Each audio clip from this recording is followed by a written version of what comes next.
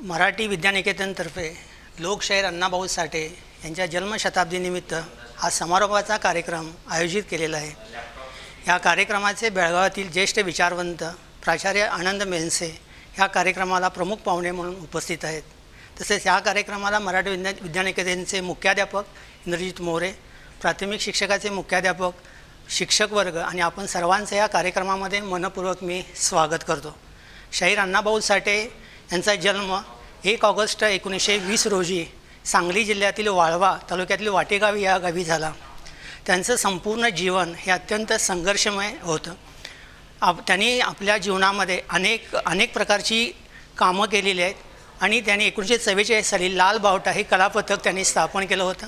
या कलापथकामध्ये शाहीर अमर शेख, गव्हाणकर सर आणि अण्णाभाऊ साठे यांनी लोकप्रबोधनाची मोठी चळवळ त्यांनी त्या काळी सुरू केली होती।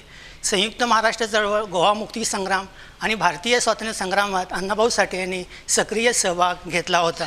अण्णाभाऊ साठे यांनी जवळजवळ 35 कादंबऱ्या लिहिलेल्या आहेत, 24 कथासंग्रह लिहिलेले आहेत आणि त्यांच्या 7 कादंबऱ्यावर मराठी चित्रपट निर्माण झालेले आहेत। असे असणारे कथाकार, कादंबरीकार, लावणी, पोवाडा आणि शाहीर या माध्यमातून जनजागृती करण्याचं मोठं काम अण्णाभाऊ साठेंनी केलेलं आहे। आणि त्यांच्या सर्व कादंबऱ्यातून जे पददलित आहेत, श्रमिक आहेत, शोषिक आहेत यांच्या सर्वांच्या व्यथा आणि वेदना त्यांनी आपल्या कथा कादंबऱ्यातून मांडलेल्या आहेत। त्यांची गाजलेली कादंबरी म्हणजे माझी मैना राहिली गावाकडं, माझी जीवाची होती दैना ही त्यांची लावणी अजरामर ठरलेली आहे। तसंच त्यांचं अत्यंत महत्त्वाचं वाक्य म्हणजे पृथ्वी शेषाच्या मस्तकात तरलेली नसून श्रमिकांच्या आणि दलितांच्या हातावर तरलेले हे वाक्य तर सर्वांना परिचित आहेत।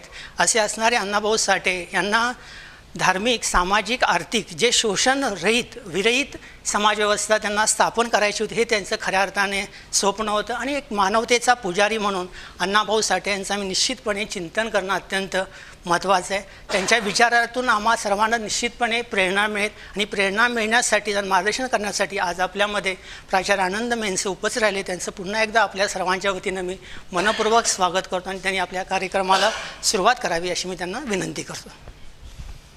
मराठी विद्यानिकेतन या शाळेच्या वतीनं लोकशाहीर कॉम्रेड अण्णाभाऊ साठे यांच्या जन्मशताब्दीच्या निमित्तानं या जन्मशताब्दीच्या सांगता सोहळ्याचा एक भाग म्हणून आज त्यांच्या साहित्यावर, कार्यावर चर्चा करण्यासाठी आपण या ठिकाणी उपस्थित आहोत। शाळेचे मुख्याध्यापक, त्यांचे सहकारी, माझे सहकारी सुरेश पाटील, DT पाटील आणि उपस्थित मित्रांनो, आजचा हा दिवस आणखी एका दृष्टीनं जगाच्या इतिहासात महत्त्वपूर्ण ठरलेला आहे आणि तो म्हणजे 6 ऑगस्ट 1945 रोजी नागासाकी आणि हिरोशिमा या जपानमधल्या 2 शहरावर अणुबॉम्ब टाकण्यात आला आणि त्या अणुबॉम्बमुळे अवघ्या काही मिनिटातच लक्षावधी माणसं प्राणास मुकली। दोन्ही शहरं बेचिराख झाली। त्या अणुस्फोटाचे परिणाम दीर्घकाळ जपानची जनता सोसत राहिली। त्याच्या आठवणीसुद्धा अंगावर शहारे येणारे आहेत। तर माझ्या विवेचनाच्या सुरुवातीस जे निष्पाप लोक त्या बॉम्बस्फोटामध्ये बळी गेले त्या सर्वांना श्रद्धांजली अर्पण करतो आणि त्याचबरोबर पुन्हा अशी घटना या जगात होऊ नये, कोणीही युद्ध करून प्रश्न मिटवण्याचा प्रयत्न करू नये। आपापसातील प्रश्न हे सामोपचाराच्या माध्यमातून मिटवले जावेत अशी अपेक्षा करतो आणि माझ्या मुख्य विवेचनाकडे मी वळतो. अण्णाभाऊ साठे यांचा जन्म 1 ऑगस्ट 1920चा आणि त्यांचं निधन झालं जुलै 1969 साली. म्हणजे अवघं 49 वर्षाचं आयुष्य त्यांना लाभलं.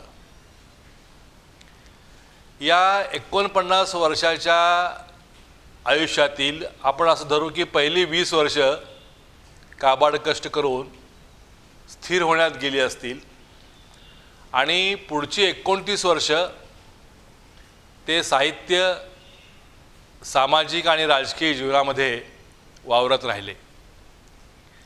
आणि या 29 वर्षाच्या कालावधीमध्ये त्यांनी जे साहित्याचे वेगवेगळे प्रकार हाताळले ते केवळ अचंबित करणारे आहेत. त्यांनी कादंबरी लेखन केलं, कथा लिहिल्या, लघुकथा लिहिल्या, कविता लिहिल्या, पोवाडे लिहिले, वग लिहिले, तमाशे लिहिले, लोकनाट्य लिहिली आणि हे सगळं करता करता जे त्यांनी लिहिलं त्याचं सादरीकरण करण्यातही ते पुढे राहिले. म्हणजे असं प्रत्येक वेळी होतं असं नाही. शाहीर एखादं कवन लिहिल पण तो ते सादरच करील असं सांगता येत नाही. पण यांनी मात्र जे लिहिलं ते सादरही केलं. त्यांच्या 7 कादंबऱ्यांच्यावरती चित्रपट निघाले, त्यांच्या पटकथाही त्यांनी लिहिल्या, काही चित्रपटात त्यांनी भूमिकाही केल्या. म्हणजे काय काय एक माणसानं केलं हे जर बघितलं तर आम्हाला आजही ते अचंबित करणारं असं वाटतं. आज जेव्हा त्यांच्या जीवनाचा, त्यांच्या साहित्याचा, त्यांच्या कार्याचा आपण विचार करतो, 21व्या शतकामध्ये विचार करतो, तेव्हा काय जाणवतं? आपण असं बघू की अण्णाभाऊंचं वैशिष्ट्य तरी काय, काय वैशिष्ट्य आपण नोंदवू शकतो? तर मी अशी वैशिष्ट्य नोंदवीन. अण्णाभाऊंना आम्हाला जसं मिळालं तसं औपचारिक शिक्षण घेता आलं नाही. म्हणजे आम्ही शाळेत गेलो, महाविद्यालयात शिकलो, विद्यापीठात शिकलो, तसं कसलंही फारसं औपचारिक शिक्षण घेता आलं नाही. पण म्हणून त्यांचं कुठेही अडलं नाही. हे विश्व हेच एक विद्यापीठ आहे असं त्यांनी मानलं आणि या विद्यापीठाचे ते एक विद्यार्थी झाले. ते आपल्या गावाहून भाकरीच्या शोधामध्ये मुंबईला आले. त्याच्या अनेक कहाण्या लोक सांगतात.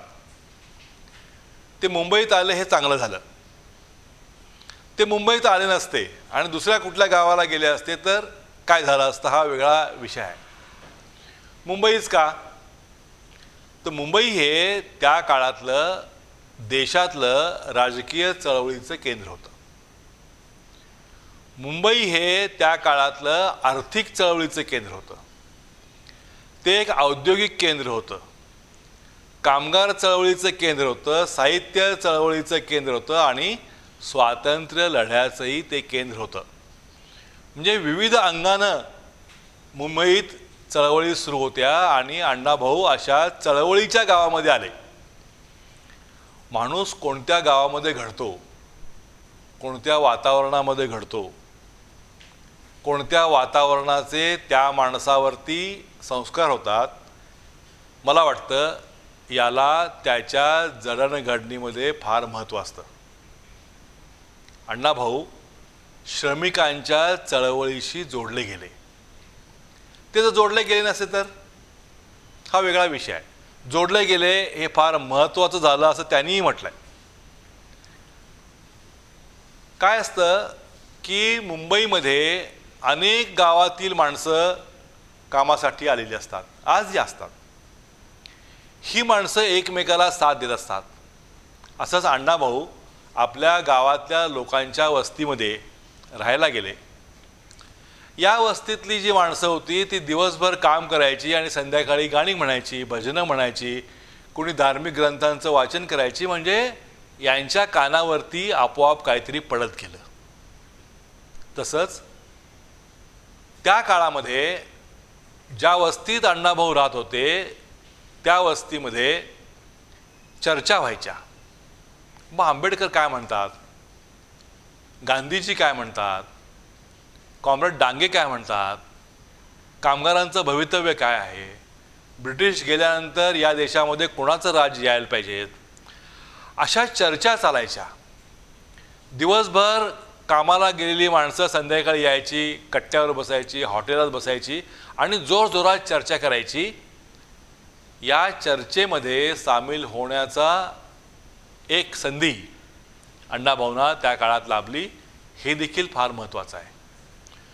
म्हणजे वातावरण असं तापलेलं होतं, क्रांतिकारक चर्चेचं होतं आणि त्या काळामध्ये अनेक लेखक, अनेक विचारवंत, अनेक कार्यकर्ते अण्णाभाऊंच्या सभोवताली वावरत होते आणि त्याचा एक परिणाम, त्याचा एक संस्कार असा आपण म्हणूया, तो संस्कार घेऊन अण्णाभाऊंची जडणघडण होत होती.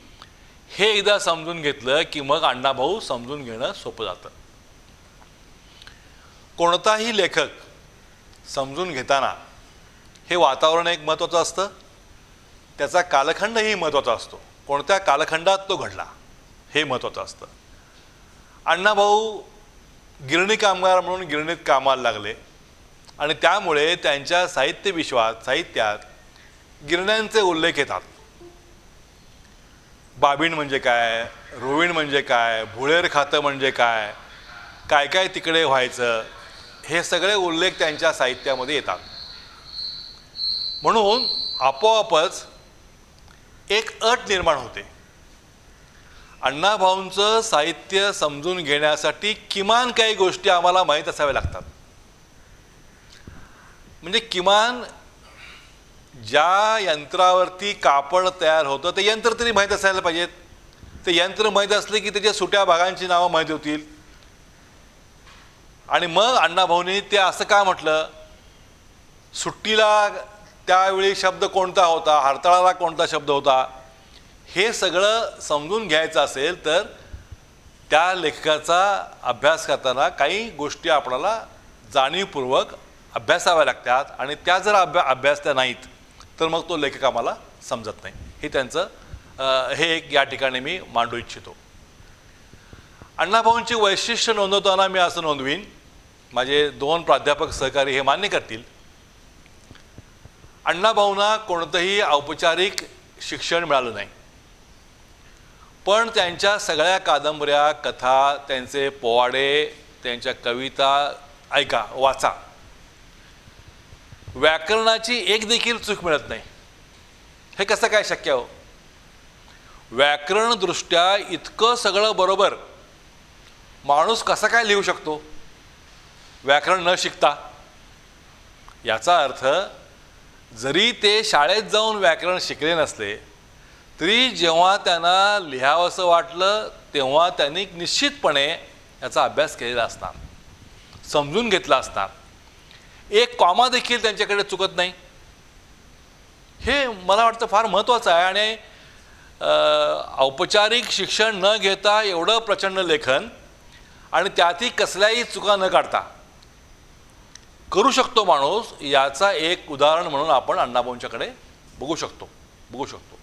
मला वाटतं ते फार महत्त्वाचं आहे. दुसरं वैशिष्ट्य असं की त्यांनी जे लिहिलं ते समाज बदलण्याच्या दृष्टीनं उपयोगी ठरेल असं लिहिलं. त्यांनी परंपरा मोडल्या. एक उदाहरण देतो तुम्हाला. तमाशा म्हटल्यानंतर पहिल्यांदा एक गण येतो, मग गवळण येते, मग एक कृष्ण येतो, मग पेंद्या येतो, मग ती त्यांचा संवाद सुरू होतो. अशी एक परंपरा आहे. अण्णाभाऊंनी ही नाकारली. अण्णाभाऊंच्या तमाशामध्ये ज्याला आपण पुढे लोकनाट्य म्हणतो त्याच्यामध्ये कामगार येतो. तो कामगाराचं गाणं म्हणतो आणि कामगारानंच हे जग घडवलेलं आहे. या जगाचा निर्माता कामगार आहे, श्रमिक आहे आणि त्या श्रमिकाला मी वंदन करतो. असं ते गीता हे पूर्वी नव्हतं. पूर्वी परंपरेनं कोणी गणपती आणायचा, कोणी कृष्ण आणायचा, कोणी आणि काय आणायचा. पण अण्णाभाऊने हे बदललं आणि कामगाराला त्यांनी वंदन करायला सुरुवात केली. हा पहिला बदल आपल्याला दिसतो. दुसरा बदल असा की परंपरेनं आम्हाला वारंवार असं सांगितलं गेलं की ही जी पृथ्वी आहे ही पृथ्वी शेषनागाच्या फड्यावरती तोललेली आहे आणि तो जोपर्यंत समाधानी आहे तोपर्यंत ती स्थिर आहे. तो जो तेव्हा संतापेल चिडेल त्यावेळी ती डळमळीत होईल, अशी आपली एक परंपरा सांगितली जाते. या परंपरेला अण्णाभाऊंनी स्पष्टपणे नाकारलं. अण्णाभाऊंनी म्हटलं की जग निर्माण करणारा कोण आहे, हे जग सुंदर करणारा कोण आहे, हे जग नटवणारा कोण आहे, तर हा श्रमिक आहे. हे जग श्रमिकानं निर्माण केलेलं आहे. अण्णाभाऊ असं म्हणतात की हे जग दलितानं निर्माण केलेलं आहे, कारण सगळे दलितच आहेत. कोणी दगडाचं काम करतो, कोणी लाकडाचं काम करतो, कोणी लोहाराचं काम करतो, सुताराचं काम करतो, कापड विणण्याचं काम करतो. हे सगळे श्रमिक आहेत, दलित आहेत. आणि ही पृथ्वी या श्रमिकांनी आपल्या हातावर तोललेली आहे, ही शेषनागाच्या फण्यावरती नाही आहे. तेव्हा अशा प्रकारे त्यांनी एक वेगळा विचार या साहित्यामध्ये आणला, तो मांडला आणि त्यांनी त्या प्रकारे काम सुरू केलं. हे अतिशय महत्त्वाचं आहे. तिसरा मुद्दा मी सांगेन की त्या काळामध्ये लेखक नव्हते काय, अनेक होते. 100 लेखकांची नावं मी सांगू शकेन. पण किती लेखक चळवळीमध्ये होते ते फारच थोडे आहेत. त्यांच्या काळामध्ये अण्णाभाऊंच्या बरोबर चळवळीमध्ये असलेले अमरशेख, गवाणकर, आत्माराम पाटील, नारायण सुर्वे, बाबूराव बागुल अशी काही माणसं सोडली तर चळवळीमध्ये किती लोक आहेत, फार कमी आहेत. अण्णाभाऊ हे चळवळीमध्ये होते, क्रियाशील होते. आपली नोकरी करायची गिरणी कामगार म्हणून आणि त्याचबरोबर संध्याकाळी कला पथकाची तालीम करायची, त्यानंतर लेखनही करायचं, कला पथकासाठी पोवाडे गाणी पण लिहायची आणि ती सादर करण्यासाठी गावोगाव फिरायचं. असं काम अण्णाभाऊने 1944 सालापासून केलेलं आहे. हे किती महत्त्वाचं आहे. इथे एक मुद्दा आपण ध्यानात घेतला पाहिजेत जो फारसा घेतला जात नाही. तो असा आहे मित्रांनो की जेव्हा एखादी चळवळ उभी राहते तेव्हा त्या चळवळीचे नेते त्या चळवळीची दिशा ठरवतात. कोणत्या दिशेनं आपल्याला जायचं आहे, कोण कोण भाग घेणार, चळवळीची तात्विक बैठक काय, आपण कोणत्या तत्वावरती उभे राहणार आहोत, ती ठरवल्यानंतर त्या चळवळीचा कार्यक्रम ठरतो. 1944 सालातल्या प्रसारमाध्यमांच्या मर्यादा तुम्ही ध्यानात घ्या. पुढारी भाषण तेवढंच करू शकत किंवा त्यांच्याकडे एक त्यांचं लहानसं वर्तमानपत्र असेल. पण जो अफाट जनसागर खेड्यामध्ये आहे त्यांचं काय करायचं, तिकडे जाऊन कसं पोचायचं. आणि ग्रामीण भागातल्या माणसाला, आदिवासीला हे सगळं तत्त्वज्ञान त्याच्या भाषेत सांगितलं पाहिजेत. सिद्धांताची भाषा ही ग्रांथिक झाली, पण हे सगळं तत्त्वज्ञान सामान्य माणसाला सांगितल्याशिवाय तो चळवळीत येणार नाही. आणि ते काम कलापथकाचं असतं. कलापथकातल्या कलाकारांनी चळवळीचं सगळं तत्त्वज्ञान अतिशय सोप्या भाषेत, लोकांच्या भाषेत, गाण्याच्या पोवाड्याच्या माध्यमातून ते लोकांच्या हृदयापर्यंत पोचवायचं असतं. आणि ते काम या लालबावटा कलापथकातल्या कलाकारांनी केलं. त्याच्यामध्ये अण्णाभाऊ साठे, अमरशेख आणि गवाणकर हे 3 मुख्य, बाकी मग नारायण सुर्वे आणि इतर लोक. यांच्या कलापथकानं जो झंझावाती दौरा काढला तो दौरा या चळवळीच्या उभारणीसाठी पोषक ठरला, स्वातंत्र्य चळवळीसाठी पोषक ठरला, हे आपण ध्यानात घ्या. इथे अण्णाभाऊंचं अनेक वैशिष्ट्य मी नोंदवतो. अण्णाभाऊ वाटेगावसारख्या अतिशय दुर्लक्षित गावातले, त्या गावावरती त्यांनी लिहिलेलं आहे. हे त्यांच्या सगळ्या कथा कादंबऱ्यातून वाटेगाव आणि आसपासची गावं जी आहेत त्याचे उल्लेख येतात. म्हणजे ते आजच्या भाषेमध्ये बोलायचं तर लोकल पण आहेत. पण जेव्हा दुसरं महायुद्ध सुरू झालं त्यावेळेला अण्णाभाऊंनी स्टॅलिनग्राडचा पोवाड लिहिला आहे. त्याचा अण्णाभाऊ ग्लोबल झाले आजच्या भाषेत. जे वाटेगावात राहणारा माणूस मुंबईत आला, चळवळीचा अभ्यास केला आणि नाझी फौजांनी जेव्हा स्टॅलिनग्राडवरती चढाई केली आणि त्या ठिकाणी जी लढाई झाली त्या लढाईचं वर्णन करणारा पोवाडा अण्णाभाऊ लिहू शकतात. हे किती महत्त्वाचं आहे.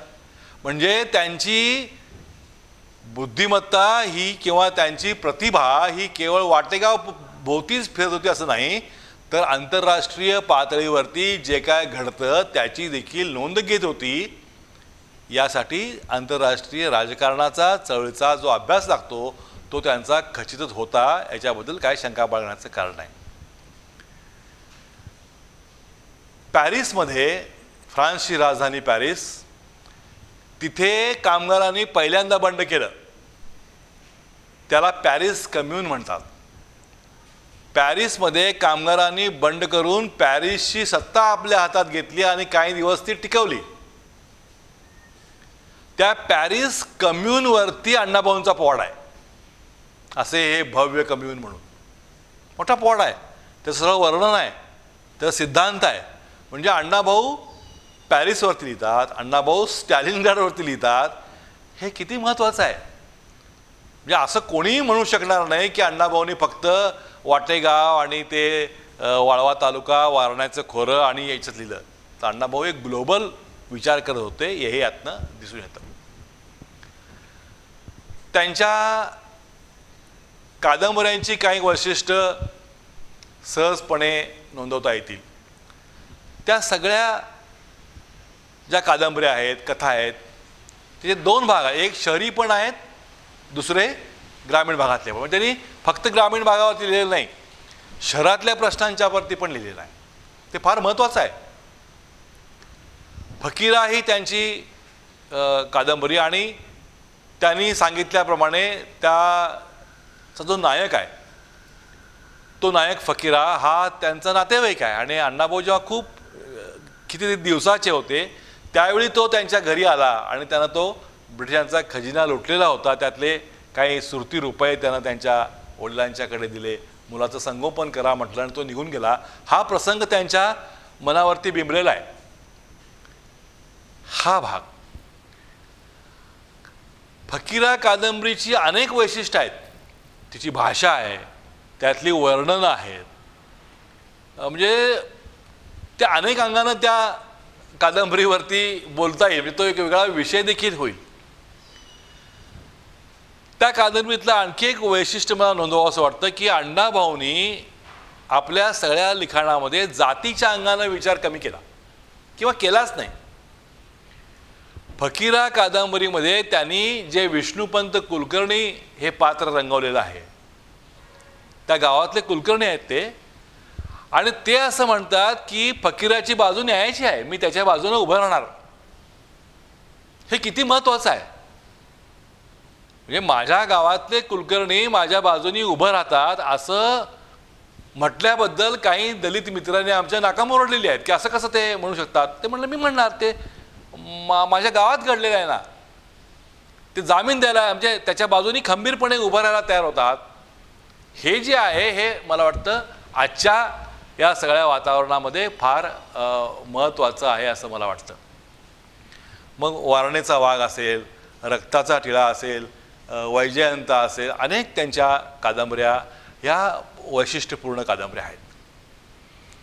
अण्णाभाऊंच्या कादंबरीमधील त्यांच्या नायिका हा आणखी एक अभ्यासाचा विषय मानला जातो. त्यांच्या नायिका कशा आहेत? बंडखोर आहेत. बंडखोर नायिका रंगवणारे लेखक असे अण्णाभाऊ आहेत. म्हणजे रक्ताचा टिळा ही जी त्यांची कादंबरी आहे त्याच्यावरती सिनेमा देखील आला. तो सिनेमा मी बघितलेला आहे, रक्ताचा टिळा. तर काय असतं त्याच्यामध्ये, एक सुंदर मुलगी आहे, तिला पाहायला शेजारच्या गावातले लोक येतात आणि प्रथेप्रमाणे तिला ते पसंत करतात. चांगलं घराणं असतं. ती मुलगी लग्न होऊन त्या नवऱ्याच्या घरी येते. लग्ना दिवशी बोल्यावरच तिच्या नवऱ्याला फिट्स येतात, फेफरे येतात. तेव्हा लोक म्हणतात की बाई याला असं असं मध्ये मध्ये होतं, तू जरा सांभाळून घे. ती सांभाळून घेते.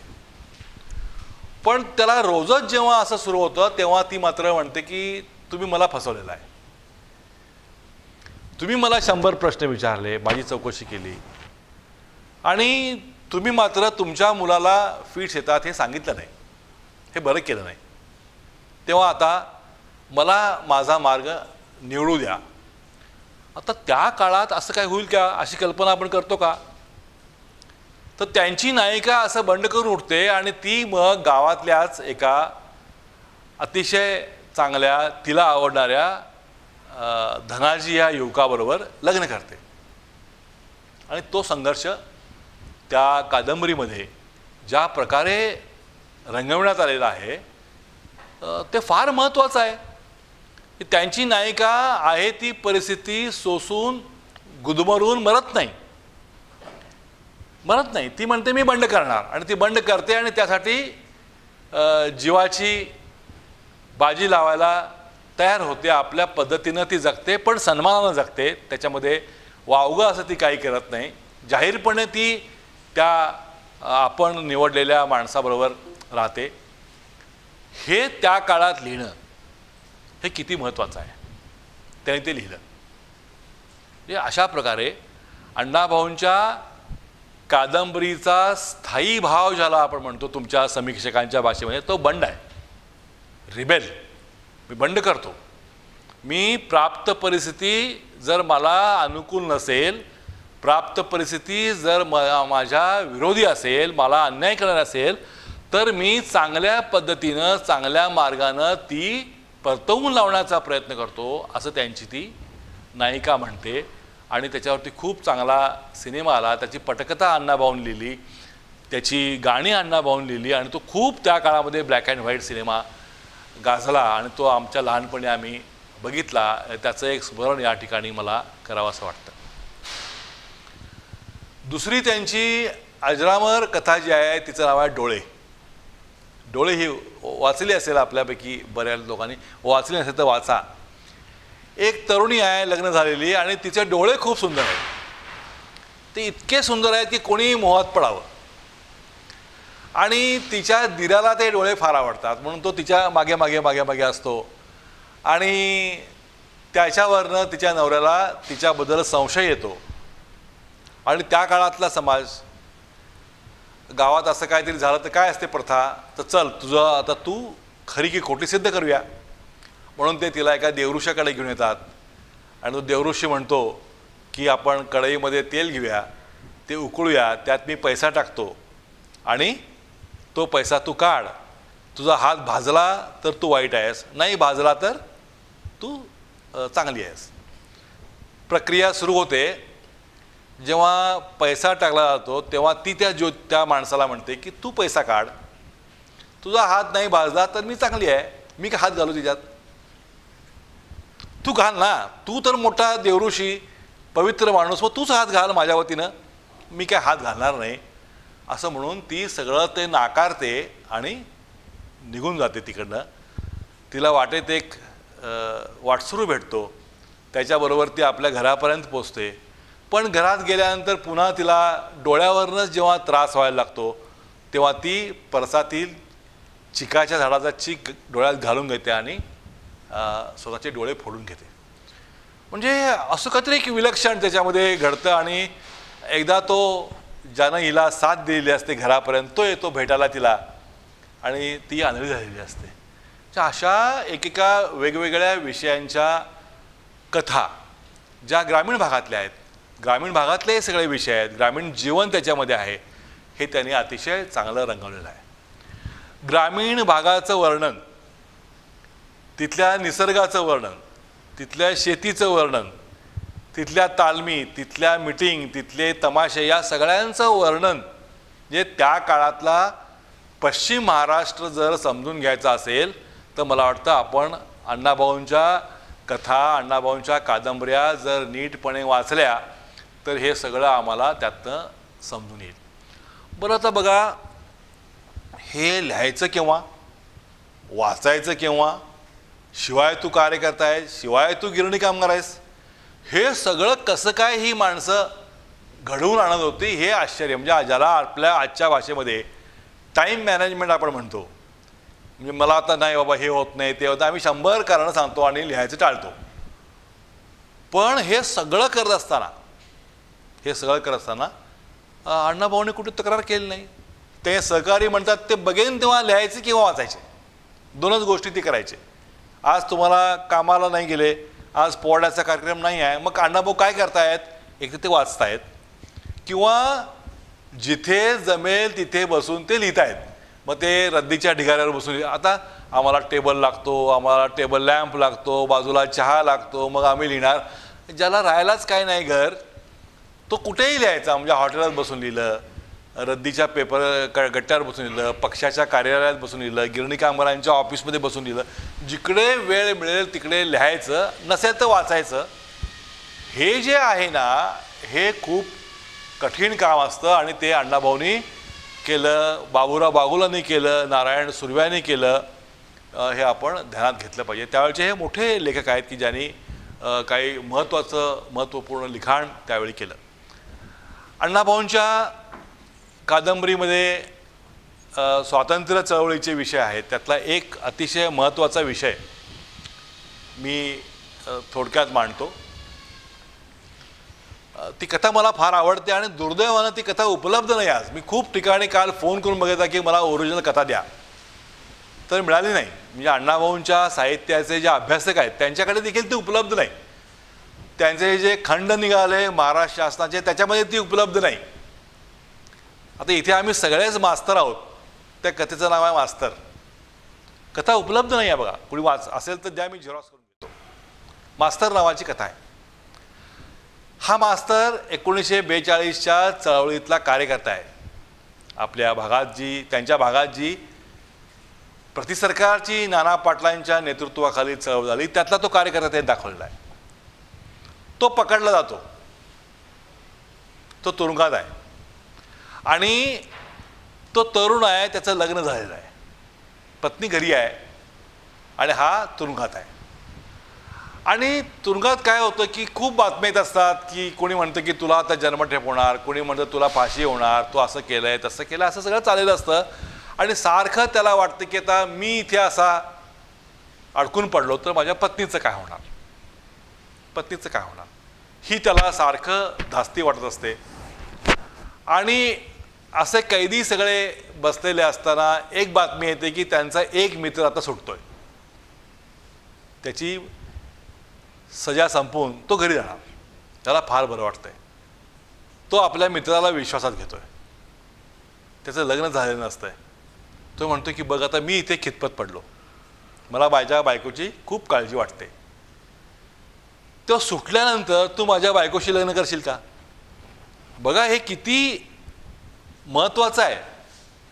म्हणजे एक पुरुष असा विचार तरी कसा करू शकतो, पण तो अण्णाभाऊ करतात, तो विचारतो की मला माझ्या बायकोला सुखी ठेवायचं आहे, सुरक्षित ठेवायचं आहे, तिचा संसार झालेला मला बघायचा आहे आणि त्यासाठी तू माझ्या बायकोशी लग्न कर.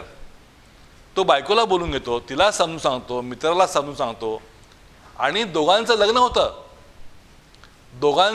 होतं आणि ते सुखानं नांदायला लागतात आणि काही वर्षांनी स्वातंत्र्य मिळतं, याची पण सुटका होते.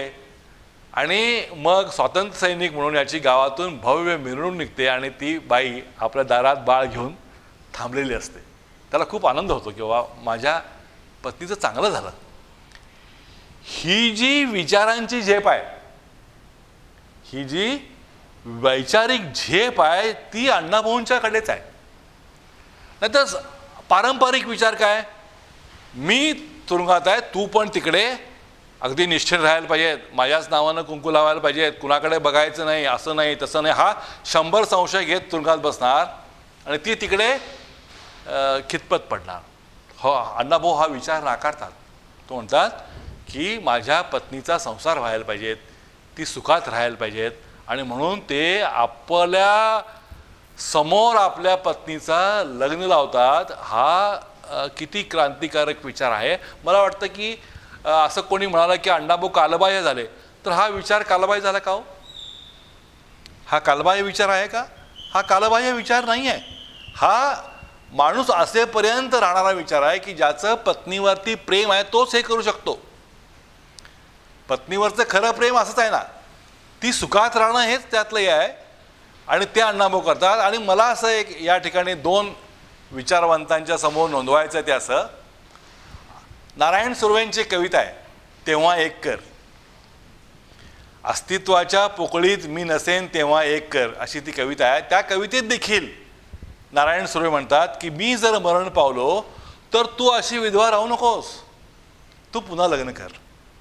हा विचार किती क्रांतिकारक विचार आहे जो अण्णाभाऊंनी मांडला. आणि त्यांचेच मित्र नारायण सुर्वे, त्यांचेच कॉम्रेड नारायण सुर्वे, हा त्यांनी आपल्या कवितेमधनं मांडला. 4 ओळीची कविता आहे पण ती लँडमार्क कविता आहे. लँडमार्क कविता आहे, किती महत्त्वाची कविता आहे. कोणता किती भव्य विचार त्या कवितेमध्ये नारायण सुर्वे मांडतात की हाच विचार वेगळ्या अंगानं साहित्याच्या अण्णाभाऊंनी आपल्या मास्तर या कथेमध्ये मांडलेला आहे, हे आपण ध्यानात घ्या. अण्णाभाऊंचं स्मरण आम्ही बेळगावच्या जनतेनं आणि महाराष्ट्रातल्या जनतेनं एका कारणासाठी केलं पाहिजे. ते कारण म्हणजे अण्णाभाऊंनी संयुक्त महाराष्ट्राची जी चळवळ होती ती ग्रामीण भागामध्ये नेऊन पोचवली. ग्रामीण भागामध्ये नेऊन पोचवली.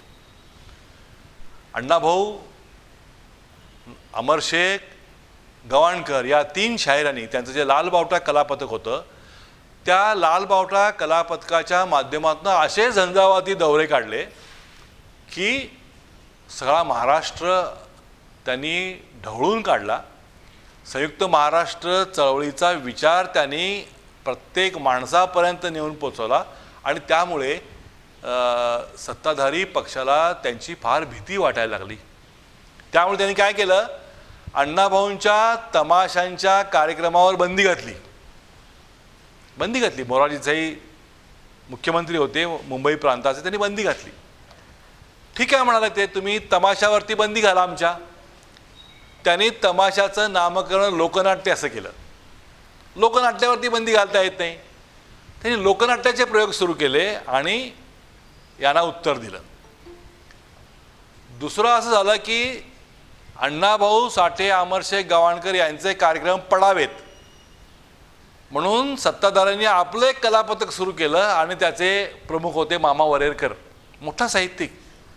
मामा वरेरकरांना गाडी घेऊन दिली, त्यांना कलापथकाला पैसे दिले, सगळं साहित्य घेऊन दिलं, पण त्याचं काही चाललं नाही. त्यांच्या पुढे अण्णाभाऊंच्या झंझावातापुढे त्यांचे प्रचारी दौरे सगळे मंदावले. हे त्यांनी पुढे मान्य केलं आणि तो प्रकारही त्यांनी थांबवला. संयुक्त महाराष्ट्राच्या आंदोलनावरती अमर शेखांनी आणि अण्णाभाऊंनी खूप लिखाण केलं, खूप गाणी लिहिली, खूप. आणि ती गाणी आम्ही देखील लहानपणी सभेमध्ये सादर करत होतो. संयुक्त महाराष्ट्राचा विचार हा त्यांनी अशा प्रकारे लोकांच्या पुढे नेला. 1 मे 1960 साली महाराष्ट्र राज्याची निर्मिती झाली. जे महाराष्ट्र झालं आणि गुजरात वेगळं झालं. अपेक्षा अशी होती की जे महाराष्ट्राचं राज्य निर्माण होईल त्याच्यामध्ये बेळगाव असेल, सीमा भाग असेल, पण तो नव्हता. जो नकाशा आला त्या नकाशामध्ये बेळगाव नाही, सीमा भाग नाही, चंदगड मात्र तिकडे 56 सालीच गेलेलं होतं. आणि मग अण्णाभाऊ म्हणाले की हे बेळगाव माझं आणि ते बेळगाव आपल्या या महाराष्ट्रामध्ये नाही. बेळगावचं आणि अण्णाभाऊंचं एक जो वेगळं नातं आहे ते असं आहे की 1952 साली लालबावटा कलापथकाचा कार्यक्रम बेळगावात झाला, प्रकाश टॉकीजमध्ये झाला. आणि कशासाठी झाला, ते इथे जी कम्युनिस्ट चळवळ होती त्या कम्युनिस्ट चळवळीला मदत करण्यासाठी झाला. त्यावेळी 1200 रुपये मानधन, 1200 रुपयाचा निधी जमला या पक्षाला अण्णाभाऊंच्या या कला पथकामुळे. अशा प्रकारे त्यांनी कम्युनिस्ट चळवळीला मदत केली आहे. तेव्हापासून अण्णाभाऊ बेळगावला येत राहिले, त्यांचे कार्यक्रम होत राहिले. ते 67 सालापर्यंत आले.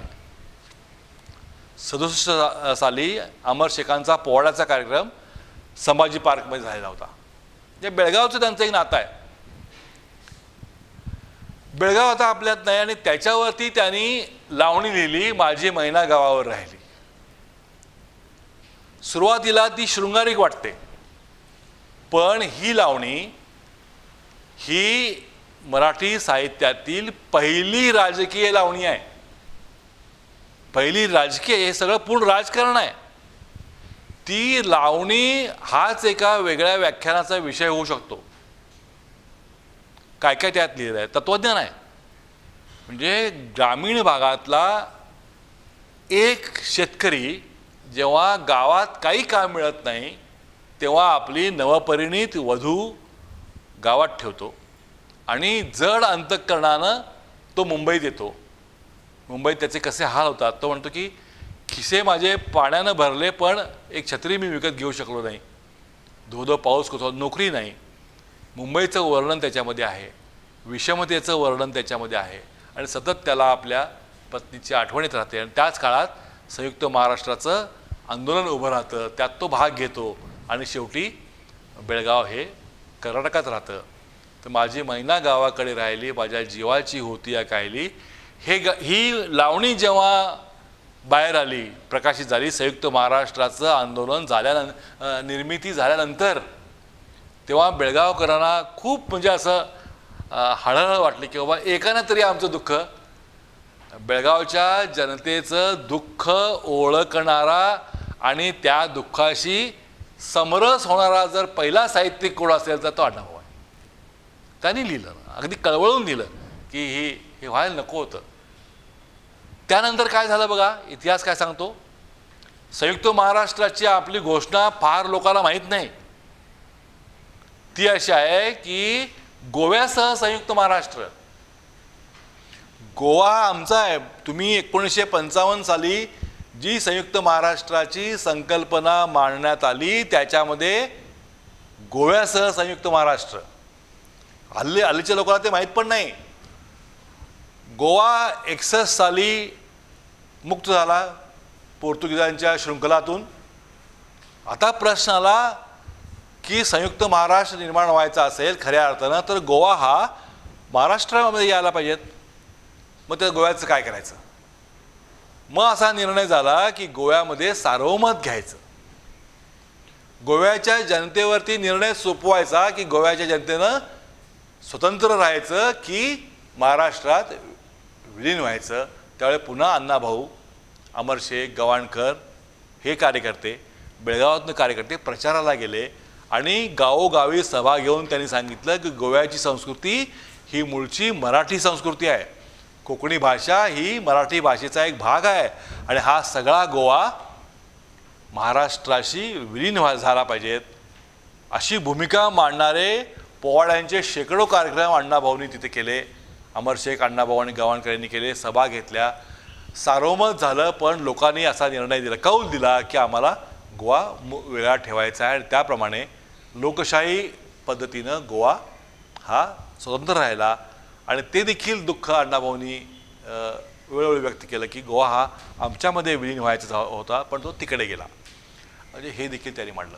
म्हणजे हा लेखक स्वातंत्र्य चळवळीमध्ये भाग घेतो, हा लेखक संयुक्त महाराष्ट्राच्या आंदोलनामध्ये भाग घेतो, गोवा मुक्ती संग्रामामध्ये भाग घेतो आणि बेळगावच्या सीमा लढ्यामध्ये देखील भाग घेतो.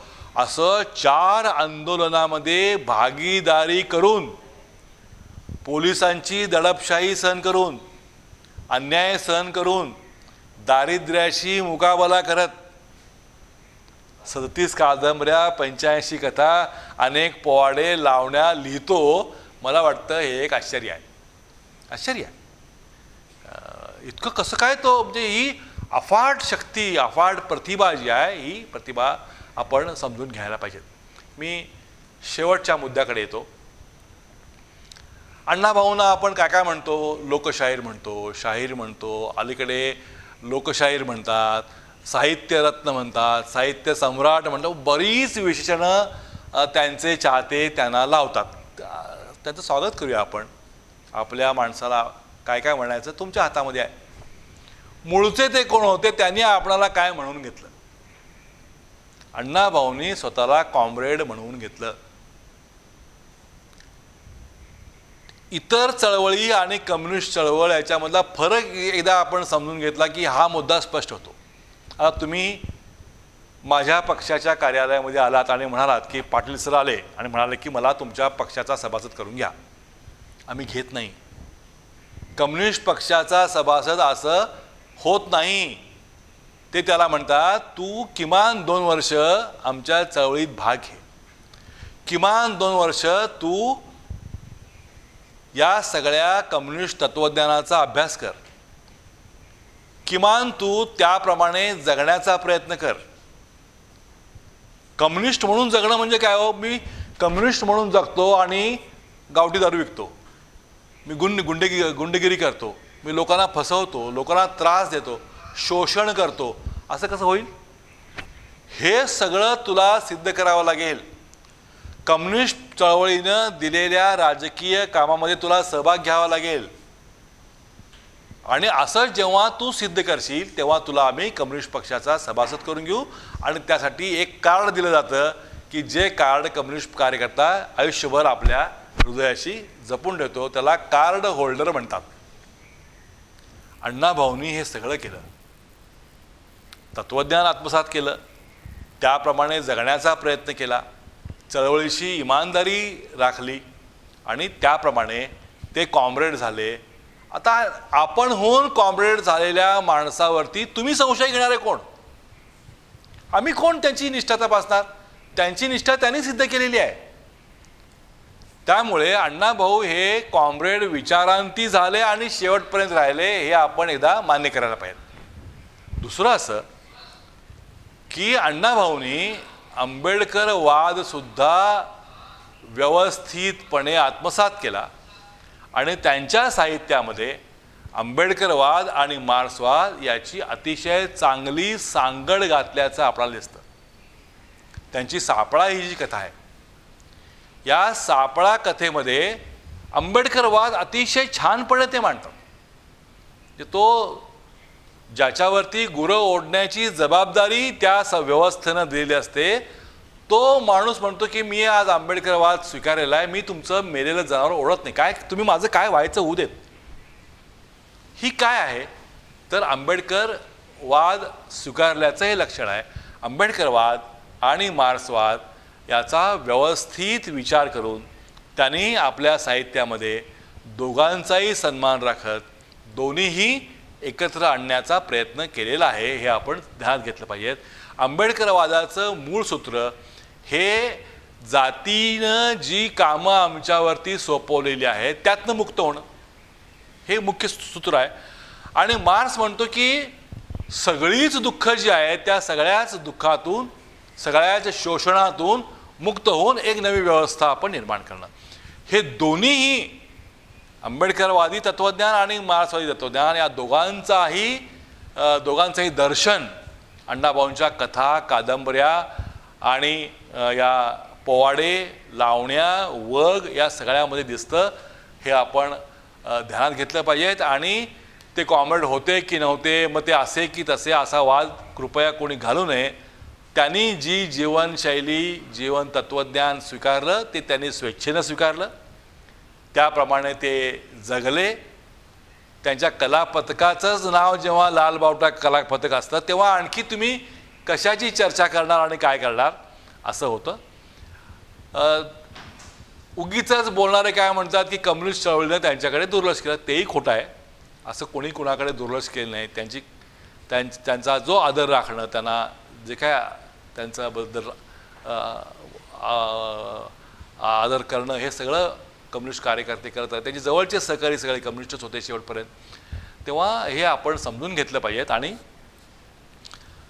हा एक या शतकातला फार मोठा मराठी लेखक होऊन गेला, त्याचा अभ्यास होत राहील, होत राहावा आणि किमान पक्षी मराठी साहित्याच्या अभ्यासकांनी अभ्यास करून त्यांचं तत्त्वज्ञान जे आहे ते सांगण्याची, मांडण्याची नितांत गरज आहे. शताब्दी सोहळ्याची सांगता करण्यासाठी या शाळेनं पुढाकार घेतला आणि मला बोलावलं आणि विज्ञानाच्या विद्यार्थ्यांकडून साहित्यावरती भाष्य करून घेतलं. त्याच्याही मर्यादा असू शकतात. मी सायन्सचा विद्यार्थी आहे आणि त्यामुळे जेवढं सांगता येणं शक्य आहे मला तेवढं मांडण्याचा मी प्रयत्न केला. आपण शांतपणे ऐकून घेतलं. आपले आभार मानतो आणि माझ्या निर्धारित बरोबर 60 मिनिटाच्या वेळेमध्ये मी हे व्याख्यान थांबवतो. नमस्कार. सर्वांना नमस्कार. 1 ऑगस्ट 2019 या दिवशी अण्णाभाऊ साठेंच्या जन्मशताब्दी वर्षाला सुरुवात झालेली होती आणि या अण्णाभाऊ साठेंच्या जन्मशताब्दी वर्षाची सुरुवात सुद्धा मेलसे सरांच्या व्याख्यानातूनच आपण केलेली होती. साठे प्रबोधिनीच्या माध्यमातून हा कार्यक्रम आम्ही आयोजित केलेला होता. जसं या जन्मशताब्दी वर्षाची सुरुवात सरांनी अतिशय ओघवत्या भाषेमध्ये केलेली होती, तसंच अण्णाभाऊ साठेंच्या संपूर्ण चरित्राचा आढावा घेऊन या जन्मशताब्दी वर्षाचा सांगता सुद्धा सरांनी केलेला आहे. तर मराठी विद्यानिकेतन शाळेतर्फे या ठिकाणी या अण्णाभाऊ साठे जन्मशताब्दी वर्ष साजरं करण्यात आलं. शाळेतर्फे कार्यक्रम घेण्यात आलेलाच होता. तर त्याच्यामध्ये विद्यार्थ्यांनी काही मांडणी केलेली होती. तसं आज सरांनी सुद्धा या ठिकाणी अण्णाभाऊ साठेंच्यावरती मांडणी करून या वर्षाची सांगता केली. त्याबद्दल संपूर्ण मराठी विद्यानिकेतन परिवारातर्फे सरांचे आभार व्यक्त करतो आणि हा कार्यक्रम संपला असं मी जाहीर करतो. धन्यवाद.